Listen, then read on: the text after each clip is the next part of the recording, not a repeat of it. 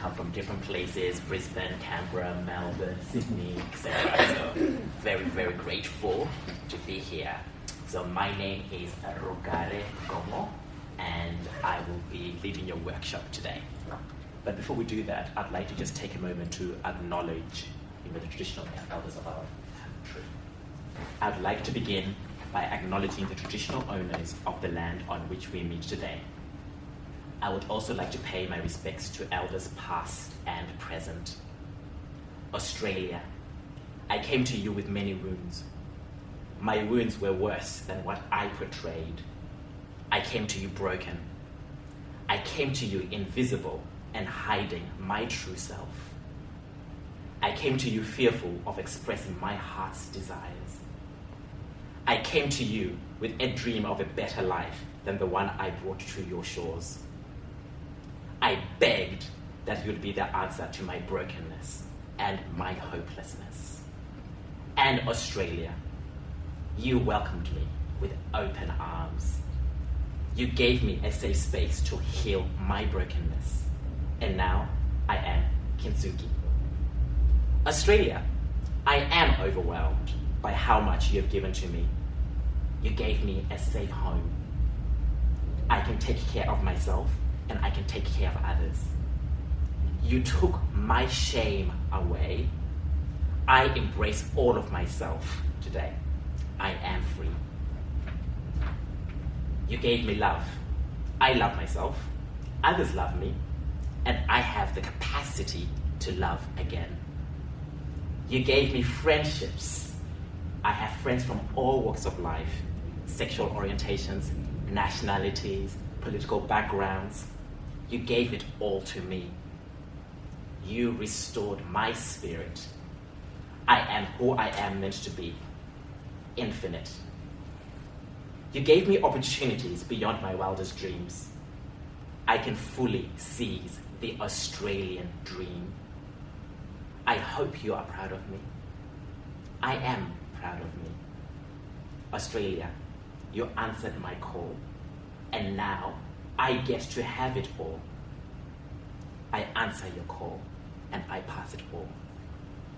Always was, always will be. Thank you. So today's intentions and outcomes. So why we're here today, or why I think we're here today, but let's see how this workshop actually goes. To understand how mentoring contributes to leadership success and growth. Be empowered to step into your role as a mentor-mentee. Discover the mechanics of effective and responsible mentoring. And apply the core principles of effective mentoring with hands-on guided practice. So we're going to be doing lots of practice today around this. So, a little bit about myself. So, who am I? So, as I said, my name is Rugare. I am related to as a lawyer. I'm related to as a model. And recently, I launched my book, Dreams Forging My Own Path. And so, I'm a first-time published author. And I think I've sold over 10,000 books in America in the past 2 weeks. So, we're going global. And what I use my life for is as a high-performance life and business coach. You know, that's how I'm related to all those titles. But who I say I am is my purpose is to inspire and empower all people to dream, forge their own path, and be a leader in their life, period. That's what I exist for. And why do I exist and use my life this way? You know, I grew up in Zimbabwe, and you know, I was always told who I could and couldn't be. And I know that's nothing to do with just growing up in Zimbabwe. All around the world, the moment we're born, we're being told who we should and shouldn't be. But when I was born, nobody ever asked, like, who is Rugare? You know? And so when I kept living my life trying to fulfill everybody's ideas of who I should be, I became invisible.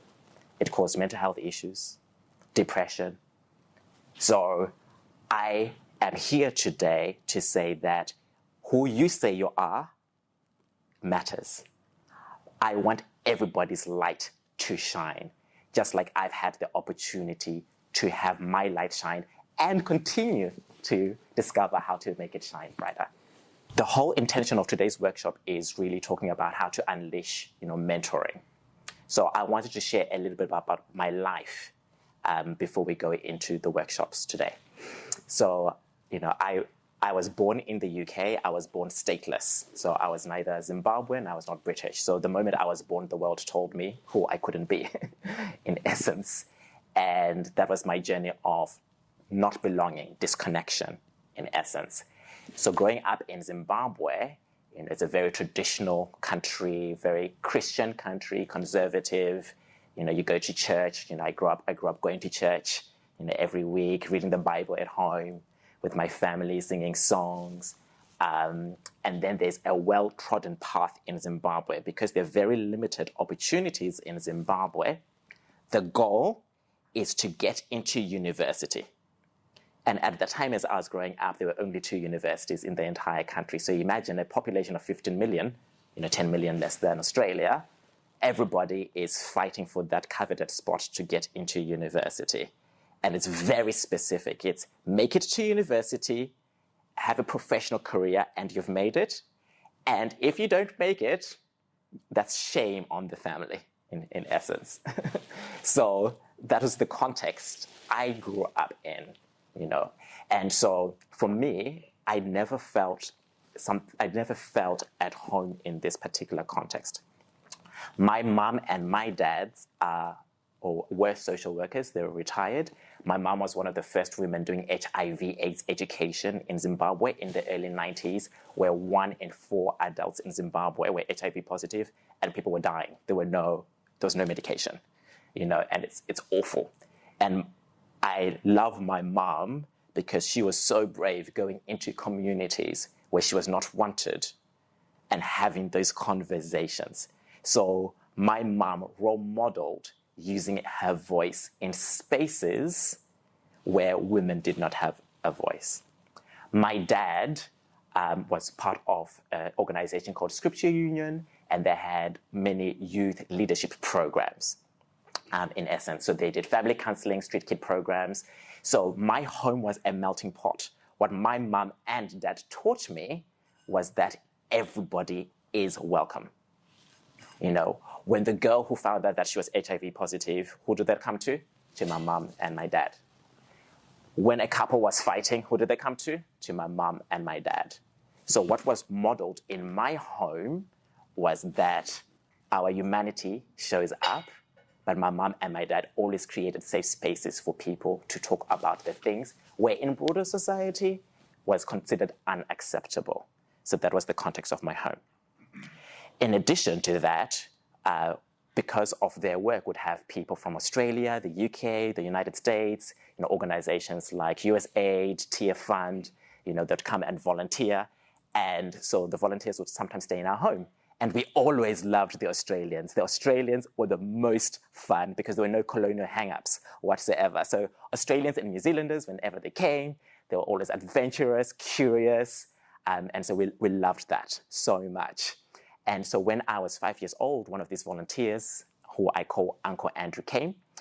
He stayed within our home. He loved his time in Zimbabwe so much that he actually started his own travel agency, bringing Australians throughout the African continent and also to our family home. So that's how my connection with Australia started. Now, when I was 14 years old, I always knew I did not belong. I didn't have the language like why I did not belong. So I decided that I was going to leave Zimbabwe, but I didn't tell anybody. So when I was 15 years old, I wrote a letter to Uncle Andrew, and I asked him if I could come to Australia. Now, at that time, being a child, that's like unheard of for, a Black African child to write a letter and ask an adult. That's typically should be navigated by, the parents, mom and dad. So I already knew I was stepping outside the boundaries in that moment. 3 months went by, did not hear anything. And I was like, oh my God, I'm going to get in trouble. You know what? I've done something wrong. And, for 3 months, I'd check the letterbox to see if a letter from Uncle Andrew had arrived. And every time there was nothing, I'd be so disappointed. And my mom and my dad didn't understand what was going on for me because, 15-year-old teenager, so you think it's like puberty and stuff. Yes, maybe. But also, I had all these dreams in this letter for a different life than I had in Zimbabwe. One day, my dad comes home and he says to me, "What's this about you going to Australia?" And my Uncle Andrew had actually emailed my dad and said to him, like, why not? Now, this is what is profoundly touching. Uncle Andrew is not a wealthy Australian. He's just an everyday Australian. He's not a millionaire. He's running a small business in Box Hill in Melbourne, his travel agency, waking up at 5 a.m. in the morning, business owner, going to bed at 10 p.m., and here he is saying, yes, you can come to Australia. Went to different schools in Melbourne, shared my story. A school, Kingswood College, said, yes, why not? They gave me a part scholarship, and Uncle Andrew paid for my airfares. I stayed at his home. He was already looking after 4 other boys. He was a foster carer as well. So he was looking after 4 other boys in foster care. And that, of course, changed the trajectory of my life. That would never have been possible. My family would never have had the resources for me to come to Australia. Now, what was telling was that when I asked Uncle Andrew if I could come to Australia, as a 15-year-old, he was very clear about his own boundaries. He asked me how long did I want to come for. He told me that coming to Australia was living inside of a different culture. So he had concerns Australia would corrupt my beautiful African soul. That's what he thought. And also, he demanded of me to discover how I could contribute to realize my dreams. And I thought, he's crazy. Don't you know I'm just I'm a teenager with no money. An air ticket would, take 10 years. But he was very clear about his boundaries. And to have somebody be all in, Uncle Andrew, taking the actions, changed my life. Because even today, I've learned the principle of being all in. In anything I do, I'm all in. So even though I practically contributed nothing to coming to Australia then, that conversation when I was 15 years old, and today I'm 39, I'm all in. The mentoring, the mindset there. Fast forward, finished, year 11, year 12, loved my time, loved high school. I loved it. It was amazing. To be in high school in Australia, for me, there were many opportunities. I was able to do my VCE, choose subjects which allowed me to follow the humanities or the sciences, so I loved it. Now, in high school was another turning point. Now, growing up in Zimbabwe, I didn't grow up playing sport. Playing sport is a distraction to studying. You just don't do that. Theater, people have musicals.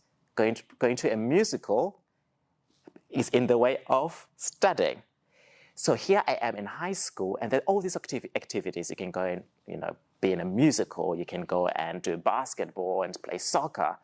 And I'm like, no, I've got my clear path in Australia to study. My friend Steve, he would be like, Rugare, there's the musical, Jesus Christ Superstar. Do you want to be in it?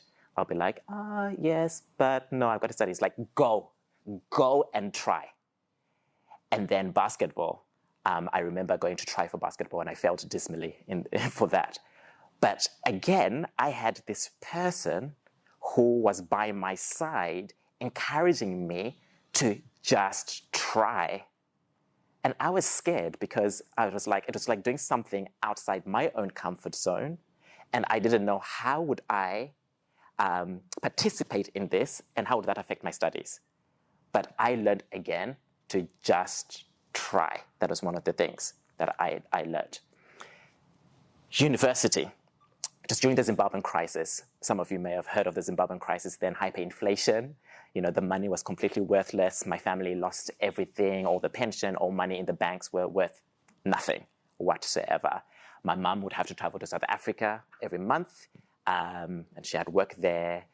Hyperinflation is happening, so there was no opportunity to go back to Zimbabwe. To go back to Zimbabwe was like a death sentence.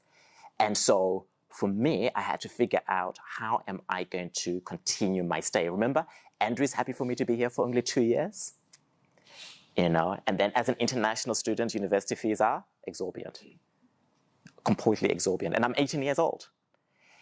So my principal at Kingswood College, she asks me, what are you going to be doing for your future? And I'm like, I don't know.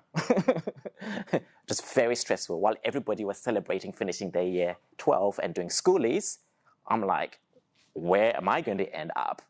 Am I going to end up in a detention camp in Zimbabwe, in a re-education camp in Zimbabwe, because the politics were so bad then? That was what I was dealing with as an 18-year-old. And so she said, why don't we share your story in the community? And in that moment, it was like a crossroad. It was like, oh, but so many people have already contributed to my life for the next 2 years. I don't want to, to rely or be a burden. So that was my mindset. I'm a burden. And so I said yes. And so then, there was a newsletter sharing my story. And then from that, a lady came to the school, Margaret Kennedy. And she said she had heard my story and she was asking about how she could help me. And I had just missed out on law school by 0.35 points. And she was like, well, why don't we go and try going to Monash University and see if you can get a place? And I'm thinking she's crazy, because in my world, growing up in Zimbabwe, the mindset is, if you don't follow the rules, there's no point. So I'm thinking, why is she wasting her time? What influence does she could have? So she, being a stay-home mum, drove me to Monash University, explained my life situation, and Monash were like, yep, he's missed out on 0.35 points. Then they're like, oh, actually, we haven't had enough international students apply. We'll give him a place. So I got a place to do law at Monash University, but then there was the next hurdle, fees. How in the, I was going to swear. that may happen from time to time, apologies. How am I going to raise the money? I'm 18 years old. What networks do I have to raise the money to go to university? Again, Margaret Kennedy, she brought people together, and Australians, everyday Australians contributed money. I wasn't a tax deductible entity. I'm just a human being. And people contributed money for me to be able to go to university. So in my first year, we had this dinner. They raised $14,000. My university fees at Monash was around $14,000. So for my first year, that got covered. And it was mind-blowing because, people were investing in me just because I was a human being. And that was very, very overwhelming for me. So again, somebody was championing me. Somebody was a voice for me when I had no voice. Somebody used their power, their privilege, their networks when I didn't have my own. Get into Monash University. Law school was hard. Loved my arts degree more than I loved my law degree. Failed a few subjects, terrified that I would get opportunity because I failed, And then I was in my criminal law class, and it was a lot of work getting to university. And while I was at university, I'm of course working many hours, as many hours as I can, to contribute for my accommodation and for my textbooks at the same time. And that's really hard work. So I was tired most of the time going to university. So then I asked, because in Zimbabwean culture, it's very common to make an announcement in front of the school and in the class. So I make this announcement in front of the whole class. I live in Box Hill. If anybody lives in Box Hill, are they able to give me a lift to university? Not knowing people don't say things like that. But for me, I'm just being myself. And somebody behind me says, yeah, I live in Box Hill. we can swap numbers and I can drive you to school. So for the next 2 years, Nick picks me up from home and drives me to school. And in my first year of university, by the way, I want to go to law school because I think being a lawyer is going to open doors for me, like around the world. It's being a lawyer is what I saw people in Zimbabwe who had power. You know, being a lawyer meant power to stand up to the government, you know, power to protect myself. That's what being a lawyer meant to me. And then towards the end of my first year, Nick comes to me and says, oh, I'm doing work experience at this law firm called Maddox, where my father works. My father's heard your story and he's also invited you to come and do work experience.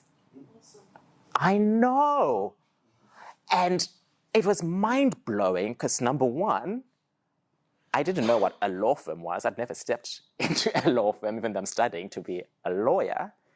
And going into a law firm, you know, in my first year, I realized that's what it's. Everybody at law school seemed to be talking about. You know, am I going to get into a law firm? Am I going to get into a law firm? And here I am being invited to do work experience. You know, so at the end of my first year, I go and do work experience for 2 weeks, and I was in the mailroom and also the president's. And I worked my ass off, of course, you know, in the mailroom. Because I thought this is my one and only opportunity to show who I can be. This is my only opportunity, you know. And after those 2 weeks, I had the courage to go to HR, and I said to HR, can you give me any other jobs if there are any available? And they were like, we don't have any at the moment, but we'll let you know. And again, my heart is pounding, like pounding every single time I'm making these requests. I'm alone. Nobody is really guiding me. I'm just like, okay, this is just the next right action for the next opportunity. Then a few weeks later, I get a call, and they were like, yep, we've got an opportunity in the president's department. You'll be working with Paula. You'll be doing all the documents for the entire firm, etc. And for then the next 5 years, I'm working at Maddox in different departments, you know. I'm in the library doing research. I became a paralegal. They offered me a job as a seasonal clerk at that time and a traineeship. And all of that should never have happened. Now, all of that should never have happened because as an international student, when making all those applications for a traineeship, they'd always ask, what are the favorite 2 questions when you apply for a job? Thank you very much. Are you an Australian permanent resident and are you an Australian citizen? And all the time it's a no, you can't progress through any of that. So the roads were always blocked for me then. So again, go to HR. I tell them that the road is blocked for me. And Sophie from New Zealand, are you from New Zealand? No. There you go.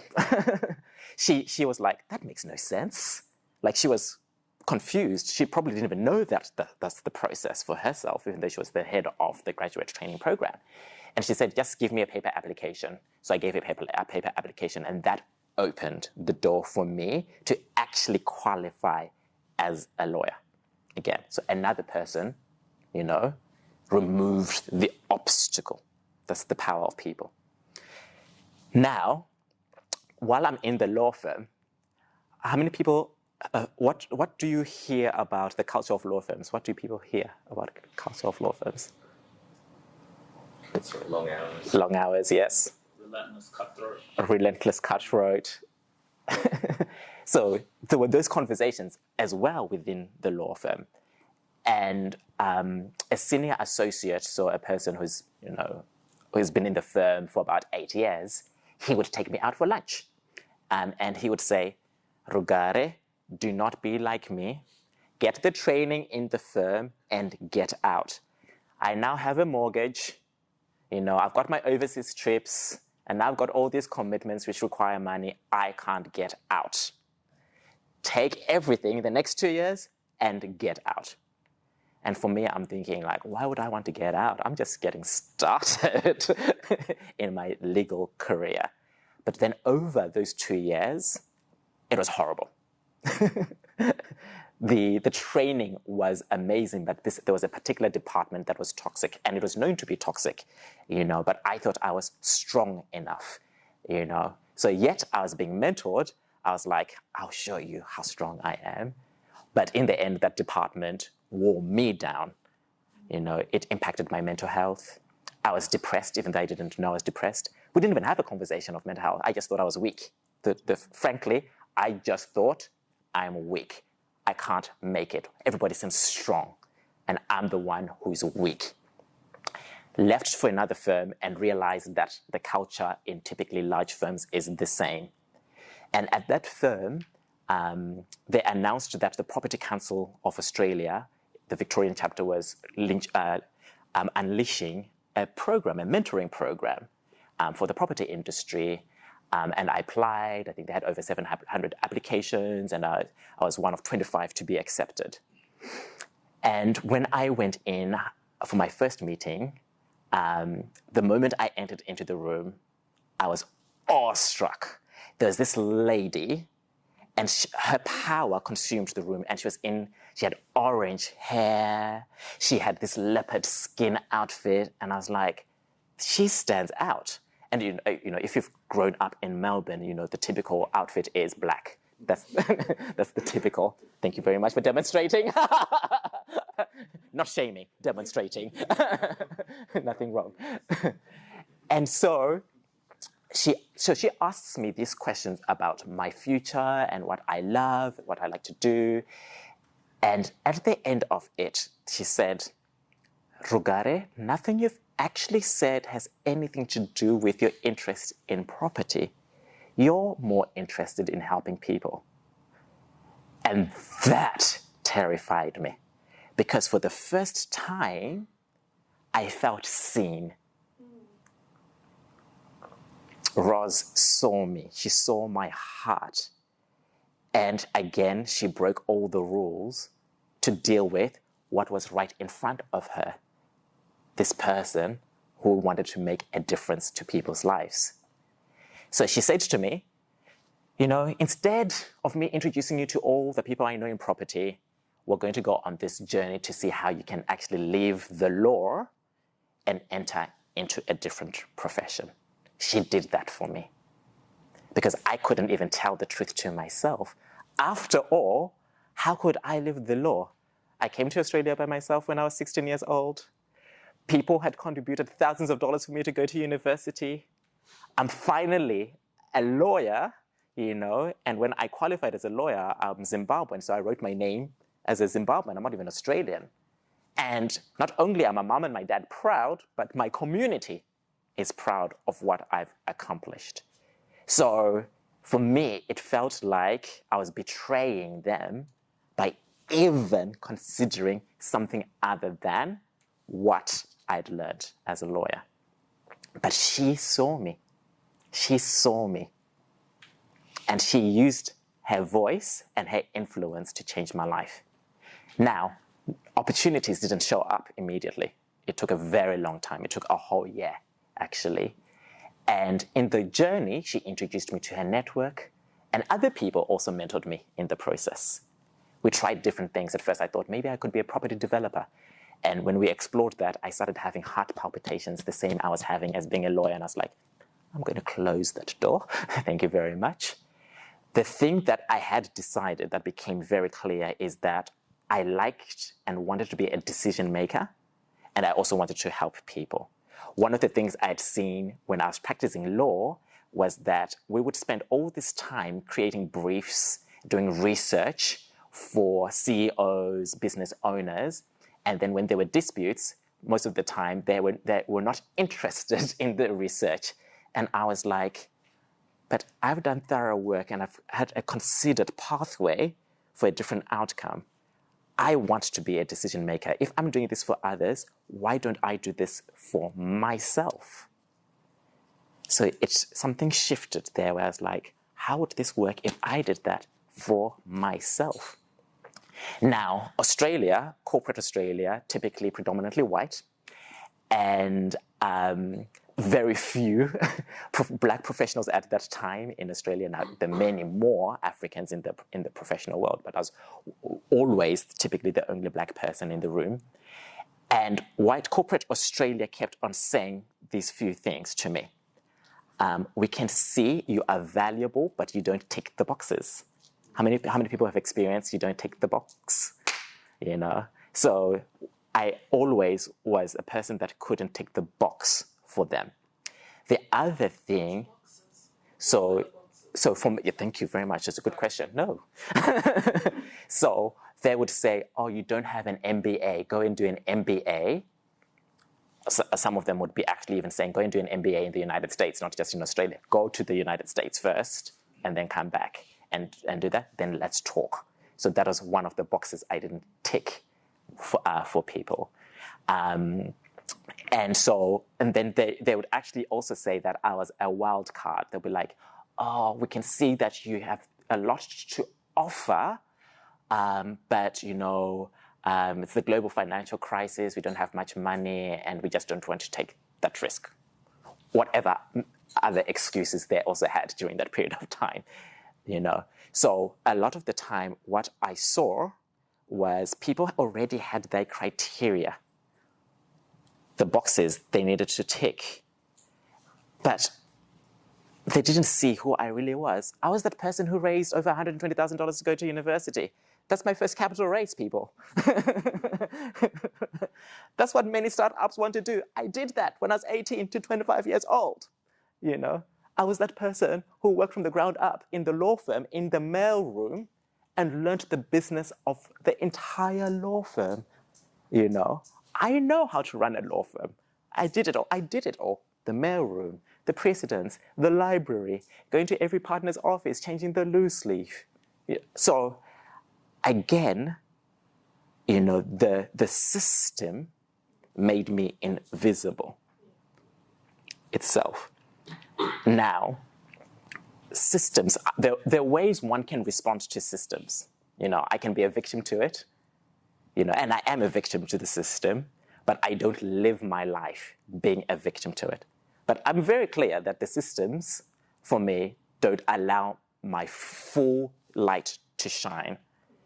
But if I am to focus my entire life on the system, and many of you have broken out of many systems, you know. Many of you, all of you have broken out of systems. I'm not the only one. And I had to keep rocking up and breaking out of the system.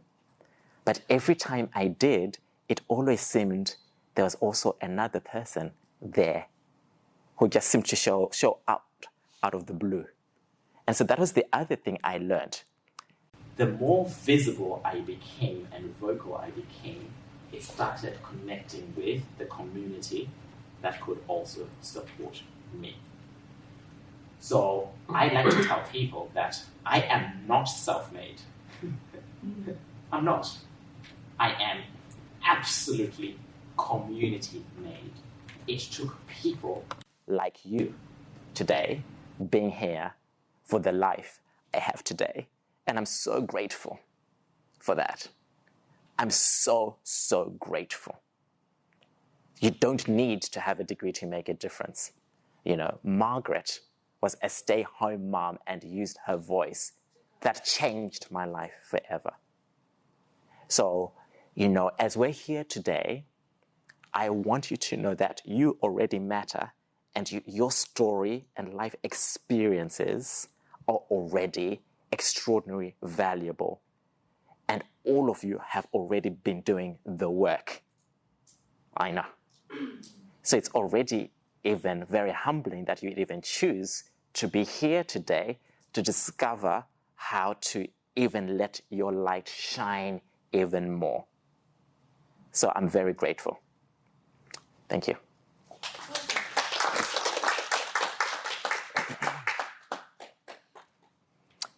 So all of this whole life story, I could go on and on. As you can tell, I've got many stories.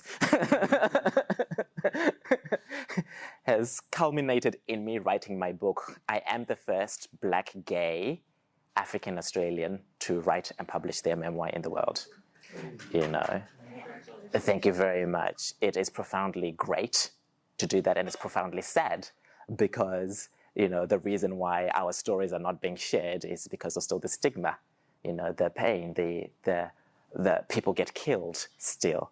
You know, I launched my book in Melbourne 2 weeks ago, so this only happened this month, and a former commissioner, multicultural commissioner, would asked her to be one of the speakers, and she said she couldn't. She was of African descent. She said she can't do that because she has family on the African continent, and we launched it at the Pride Centre, you know, the first centre in Australia, you know, and she said that it would put her family in danger.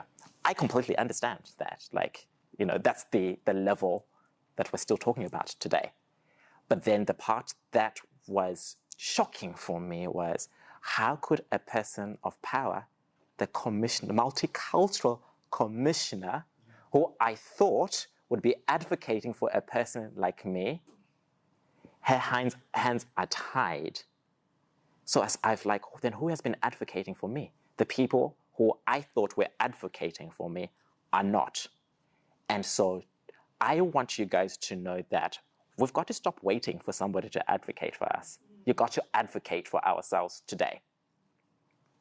You know, in any way, whether it's just having that coffee catch up with that person, they're advocating. We just got to do it, because the people we think are advocating for us may not be doing so.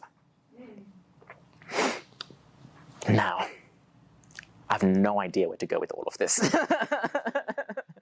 I get caught up in my own stories. So all of you have a book, you know, Dreams Forging My Own Path. I want to really acknowledge the Leadership Institute, you know, for making that available. Inside the first page, maybe could we have somebody actually read the back of the book first? What do they call it? The synopsis at the back of the book. Who'd like to read what it says? Out loud. I can do that. Thank you very much. And what's your name? Antek. Antek. Thank you, Antek. Rugare Gomo's powerful memoir, Dreams, chronicles his extraordinary journey from Zimbabwe to Australia, where he navigates the complexities of identity, belonging, and self-discovery. Born stateless in the UK to Zimbabwean parents, Rugare's story is one of resilience and determination as he seeks opportunities for a better life. Through vivid anecdotes and introspective reflections, Rugare shares his experiences as a gay, black immigrant in Australia, where he faces countless obstacles but refuses to let them to define his destiny. He takes readers on a transformative journey as he confronts his sexuality, battles financial hardships, and ultimately learns to embrace his authentic self. Along the way, Rugare grapples with the challenges of forging his own path in a world that seems stacked against him. He finds solace in the power of vulnerability, the importance of community, and the unbreakable bonds of family and friendship. Dreams is a testament to the indomitable human spirit and a reminder that no matter the odds, we all have the power to rewrite our stories. Rugare's inspiring memoir will leave readers empowered to embrace their truths, chase their dreams, and create lives of purpose and meaning. Thank you so much for reading that out. And then inside, I've written personal notes for every one of you. So the first page, maybe I'd like to get maybe 2 or 3 people to read out what the note is in their book. Yes, and please share your name as well, just so that we can all get to know. I'm Lee. Lee, thank you, Lee. Share your experiences, the good, the bad, the ugly, and how you have navigated your life situations or how you haven't navigated life successfully. This is the epitome of leadership, and that enough, you're enough, with love, Rugare. Great. You are enough. Thanks, Lee. Who else would like to read? Yes, please. And what's your name? Katarana. Thank you, Katarana. I'm the first Black gay African Australian to write and publish their memoir globally. I'm a pioneer, or did I not have any choice but to be a pioneer? Investing in myself has allowed me to be free, to be in power, to use the voice I had hidden deep inside of me. I celebrate you in investing in your leadership, your life, your experiences, your stories. These all profoundly matter, lead and pioneer us into a world of love, you matter, and you are enough. With love, Rugare. Thank you so much. And that's all of us in this room. We are pioneers. To forge your own path is to be a pioneer because every path is different. So we want your light to shine. That's the greatest gift you can give anybody you're having a conversation with.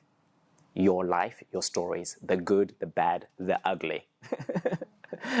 And you will read a lot of ugly in this book. It's very, I've not held back about a lot of my stuff in it. But again, it's that investment in self. Like, you guys have come here to invest.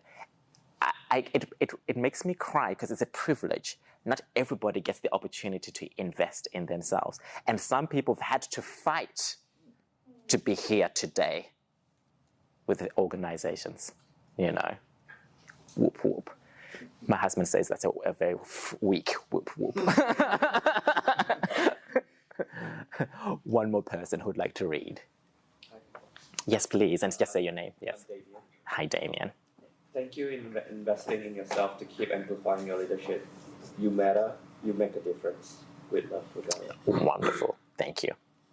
So, my experience of life, even today, we've got to keep investing in ourselves so that we can share our light. You know, we need to contribute to each other. You guys are contributing to me, I'm contributing to you to keep sharing our light and sharing our stories, because many people depend on it. People at home, people at work, you know. I'm meeting lots of young people, and we live in Australia, so how Australia is for me, when you grow up in Zimbabwe, going to the West is like the golden ticket to the best life ever imaginable. That's what it's like. That's the story that we are sold. What I seem to see is that the level of low self-esteem, there's huge levels of low self-esteem, huge levels of low self-worth. So yes, we may be materially prosperous. Yes, we may have food, more food than other people. Yes, we may have, more people may have a roof over their head, but inside we are rotting. We are rotting inside. So people in your community really are depending on you to lead the way. To share things like, yes, I had shame when I did da, da, da, da, da, and this is how I worked through it. Or I have shame and don't know how to work through it. People need to hear those stories. I had shame being a black person. For me, being black, you know, we're always trained being black. You have to work 10 times harder than a white person. Being black, you have to work 10 times harder than a white person.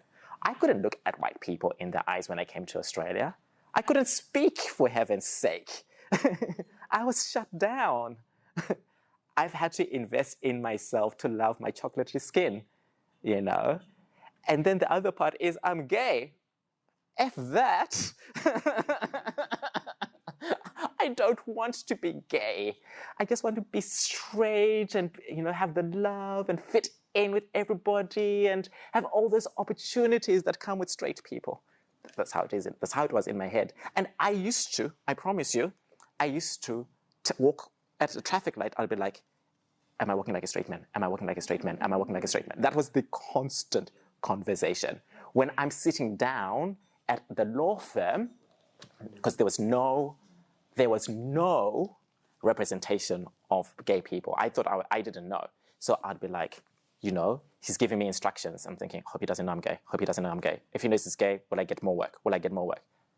My work was awful because I was so concerned that people would find out that I am gay. I was going to say black, but I can't hide that.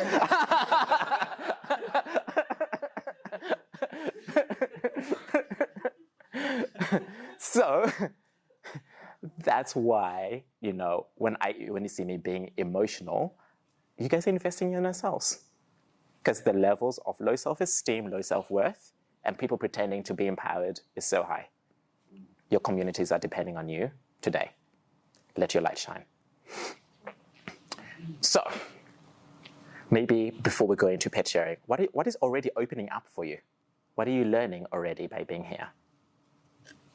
I'd like to comment, we need to advocate for ourselves. Really stood out. I think it's an important part of our journey. It's the only way that we can develop ourselves and contribute to the community, contribute to our workplace. Powerful. Thank you. And what's your name again? I'm Daniel. Daniel. Thank you, Daniel. We need to advocate for ourselves. It's the only way to stand out. Yes. Katarana? Kata's good. Kata. I agree. We can find a way to be in the system to change it from the inside. As Māori, as Indigenous, and Yes. then another minority, our whānau takatapui, or LGBTI Yes. community. So often we can find comfort in minorities and reaching out to, Māori who are all about hospitality and looking after each other and uplifting one's mana or prestige and pride is really important. And so how within a minority do we support other minorities as well to within a system that often won't change because it's built on patriarchal systems. Very, very powerful. How to be in the community, the system itself, and change it within. Like you did Yes. within the law system to learn the system Yes. and then to change it from the inside. Yes.